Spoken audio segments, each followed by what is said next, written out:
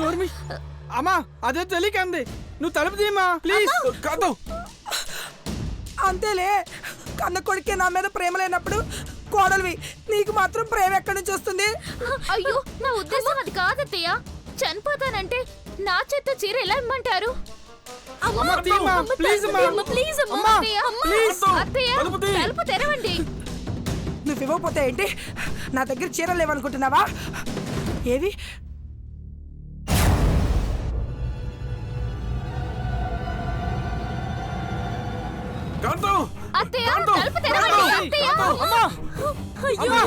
మీ అమ్మ నిజంగానే ఉరేసుకునేట్టుందిరా. ఏదో ఒకటి చేసి తలుపు పగలగొట్టరా. ఇప్పటికైనా మించిపోయింది లేదు. మనసు మార్చుకుంటాడేమో చెప్పమనండి వాడిని. అర్జున్ అమ్మ నిజంగానే బాల్చి తన్నేసేట్టుందిరా. పెళ్లి చేసుకోనని చెప్పరా. నాన్న అమ్మ గురించి తెలిసి కూడా ఏంటి మీరు నన్ను బెదిరించడానికి అలా చేస్తుంది అంతే. నేను 5 లెక్క పెట్టే లోపల నా మాట విన్నారా సరే, లేకపోతే స్టూల్ తన్నేస్తా. కాంతం మరి 5 అంటే ఎలాగే? కనీసం వాడిని ఆలోచించుకో. నువ్వు కనీసం 100 అయినా లెక్క పెట్టవే. కాంతం అవన్నీ నాకు తెలీదు. నేను 5 లెక్క పెడతాను. ఒసే కాంతం, ఇందాక నుంచి చస్తా అని విసిగిస్తున్నావు. నిన్ను చంపడానికి నాకు మంచి అవకాశం దొరికింది. నువ్వు చస్తే గాని ఇంట్లో వాళ్ళెవ్వరూ నా మాట వినరు. 1 2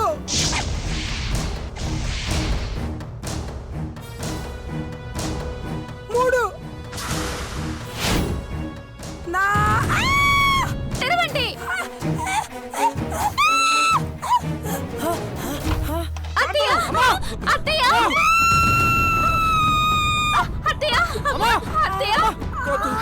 ఏంటి పిచ్చి పని? అసలు నీకేమైంది? కనిపించడం లేదా? చీర జినికి కింద పడ్డా. చీర చిరిగింది కాబట్టి సరిపోయింది, లేకపోతే నీ జీవితమే చిరిగిపోయేది. ఇంత జరిగినా వాడి నోట్లోంచి మాట రావడం లేదేంటి? అమ్మా ఇప్పటికైనా ఇలాంటి ప్రయత్నాలు మానుకో. ఈ పెళ్లికి ఒప్పుకో. ఊరే అప్రాచుడా, నేను ఊరేసుకొని చస్తా అన్నా నీకు బాధ లేదా? నువ్వు మారవా? నేను చెప్పేది నేను చెప్పాను, ఆ తర్వాత నీ ఇష్టం. అర్జున్ నీ పెళ్లి విషయం తర్వాత మాట్లాడదాం రా. ముందు నువ్వు ఇక్కడి నుంచి వెళ్ళు.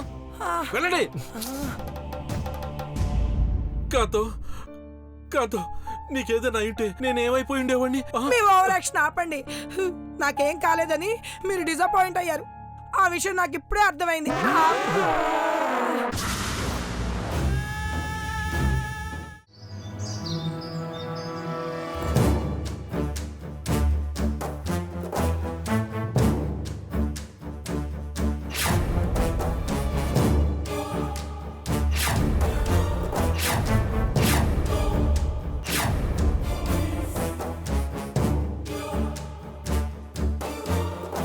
అసలు నువ్వు చెప్పేది వింటుంటే నేను నమ్మలేకపోతున్నాను అర్జున్. మీకు కాబట్టి కనీసం చెప్పగలుగుతున్నాను అంకుల్. కానీ ఇంట్లో వాళ్ళకి ఈ విషయం చెప్పలేను. ఇంట్లో వాళ్ళు చేస్తున్న పనులకి ఆ గీత వాళ్ళని ఏం చేస్తుందో అని అనుక్షణం భయపడుతూనే ఉన్నాను. పెళ్లి చేసుకోవడం వరకంటే ఓకే అర్జున్, కానీ ఆత్మసమర్పణ చేసుకోవడం ఏంటి? మరి ఏం చేయమంటారు అంకుల్? గీత అలాంటి కోరిక కోరింది. ఒకవేళ తను చెప్పినట్టు చేయకపోతే మన కుటుంబం మొత్తాన్ని అంతం చేస్తానంది. మై గాడ్, వింటుంటేనే ఒళ్ళు జలధరిస్తుంది. ఈ విషయం తెలిసి కూడా నువ్వింత ధైర్యంగా ఎలా ఉండగలుగుతున్నావు అర్జున్? మన కుటుంబం మొత్తం చనిపోవాలా లేక నేను మాత్రమే చనిపోవాలా అన్న ప్రశ్న ఎదురైనప్పుడు నాకు రెండోదే బెటర్ అనిపించింది. నో, నువ్వు తీసుకుంటుంది రైట్ డెసిషన్ కాదు అర్జున్. ఈ పరిస్థితిలో మనం ఒకసారి స్వామీజీ గారిని కలవడం మంచిదనిపిస్తుంది. స్వామీజీ గారు ధ్యానం నుండి బయటకు రావడానికి ఇంకా 5 రోజుల టైం ఉంది. అందుకని నువ్వు నీ ప్రాణాన్ని రిస్క్లో పెడతావా? ఒకవేళ స్వామీజీ గారు ధ్యానంలోంచి బయటకు వచ్చేలోపే ఏదైనా జరగరాంది జరిగితే? నో, అలా జరగడానికి వీల్లేదు. ఆయన ధ్యానాన్ని డిస్టర్బ్ చేసైనా సరే మనం వెంటనే ఈ విషయం ఆయనతో చెప్పాలి. మీరొక విషయం మర్చిపోతున్నారు అంకుల్. స్వామీజీ గారు ఆ ధ్యానం చేస్తున్నదే మన కుటుంబాన్ని కాపాడటం కోసం. అలాంటప్పుడు తనని మనమే డిస్టర్బ్ చేయడం కరెక్ట్ కాదు. నా హెల్ప్ ఏదో కావాలన్నా కనీసం అదైనా చెప్పు అర్జున్. నీకోసం ఏదైనా చేస్తాను. మనం ఈ ప్రమాదం నుండి బయటపడటానికి చివరిగా ఒక్క అవకాశం ఉంది అంకుల్. ఏంటది? స్వామీజీ గారు ధ్యానం నుండి బయటికి రావడానికి ఇంకా 5 రోజులు పడుతుంది కదా.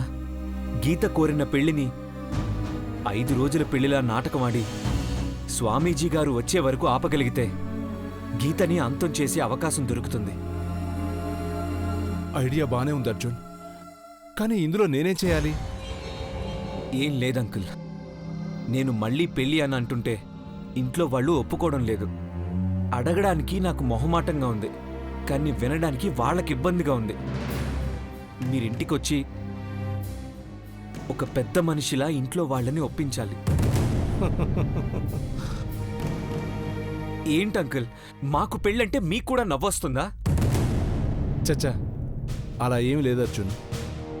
నువ్వు చెప్తే ఒప్పుకోని వాళ్ళు నేను చెప్తే ఒప్పుకుంటారంటావా? మనకి వేరే మార్గం లేదంకుల్. అట్లీస్ట్ ట్రై చేద్దాం.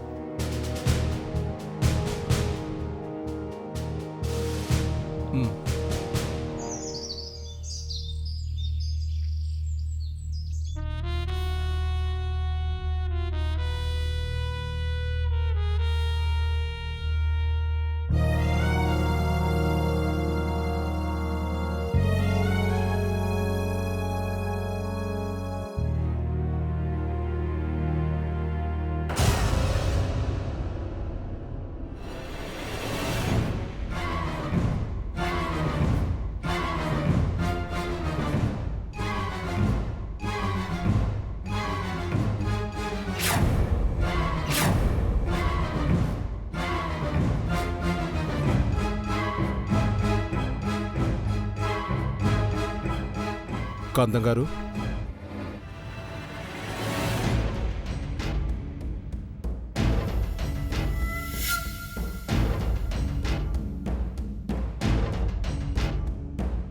నేను చెప్పే విషయం మీకు కొంచెం ఇబ్బందిగానే అనిపించవచ్చు, కానీ మా వాడిని వెంట పెట్టుకుని వచ్చావంటేనే విషయం అర్థమైందిలేవయ్యా.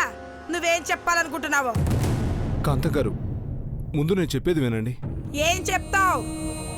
నీ కొడుకు రెండోసారి పెళ్లి చేసుకోబోతున్నాడు. ఇది చాలా గొప్ప విషయం. మీరు వెంటనే ఒప్పుకొని వాళ్ళ పెళ్లి జరిపించండి అంటావు, అంతేగా?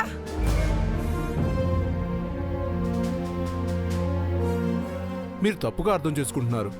నేను చెప్పేది ఇందులో అర్థం చేసుకోవడానికి ఏముందయ్యా? ఆ? నీకే ఇలాంటి కొడుకుండి వాడు ఇలాగే రెండోసారి పెళ్లి చేసుకుంటానంటే నువ్వు ఒప్పుకుంటావా? చెప్పు. ఆ? ఒప్పుకుంటావా?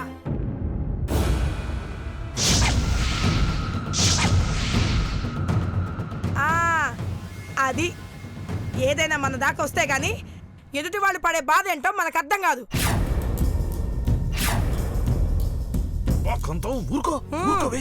ఎందుకు ఊరుకోవాలండి?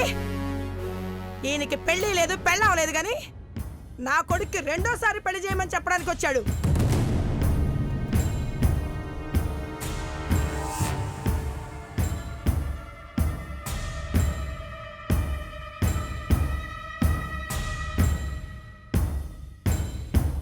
చూడండి కాంతం గారు, తల్లిగా మీ బాధను నేను అర్థం చేసుకోగలను. లేదు, నీకు నిజంగానే మా బాధ ఏంటో అర్థమై ఉంటే ఇలా మా దగ్గరికి వచ్చి మమ్మల్ని ఒప్పించడానికి ప్రయత్నించేవాడివే కాదు.